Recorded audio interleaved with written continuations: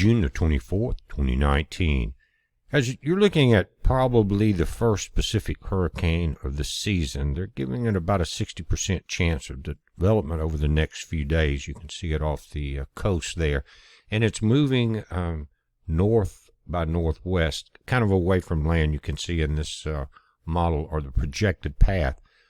It's 70% chance now, guys.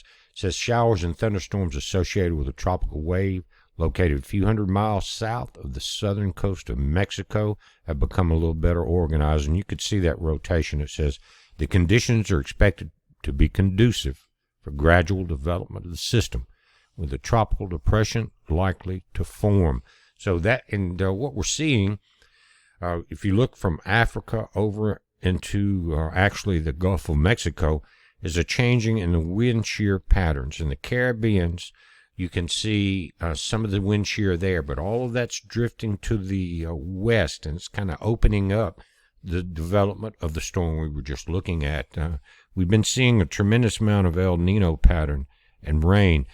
And guys, you're looking at the National Weather Service map here, or excuse me, National Hurricane Center map here. You're seeing a front that's moved through, and it has drastically changed the temperatures cooler here where I'm at in the southeast. Outside, it's 86 degrees with a real heat index of 94, guys. That's been 109, 108 for the last few days.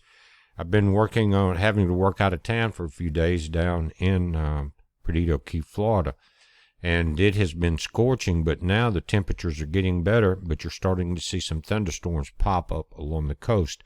A lot of the gardens, not the flooded fields, but a lot of the gardens needed this rain, and it's kind of been coming weekly or so. But guys, if you look at the overall pattern through the United States, we got some severe weather, and I think it has a lot to do with this front. But if you look here, we've got tornado warnings popping up in the middle of this the severe thunderstorm watch area. And if you back this out, you can see that you've got Tennessee involved. Here, you've got 2 tornado warnings, Eastern Tennessee. If you go just north of there, you've got more warnings coming out also. But let me say this, for our friends in Arizona, Tonto National Forest is on fire, 175 square miles. People are being evacuated, but you've got an air quality alert.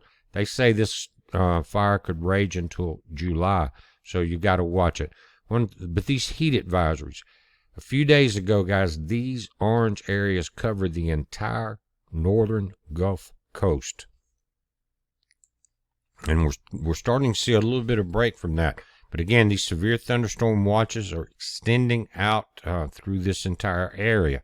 It has to do with the vortex dropping, a cooler front moving through, meeting with or running in and compressing the area between the cool front and this hot, humid air that we've been seeing.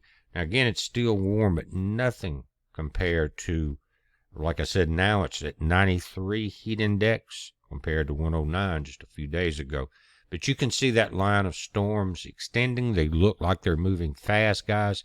And again, the weather's getting better, but these tornado warnings and these severe thunderstorm warning areas are wide. Now, let me say something about our website at bpearthwatch.com. They're changing an SSL certificate, and it appears down now that they are supposed to have it back up and running within hours, so just be patient with that. But, guys, we appreciate your support. It's a heads up. Be safe.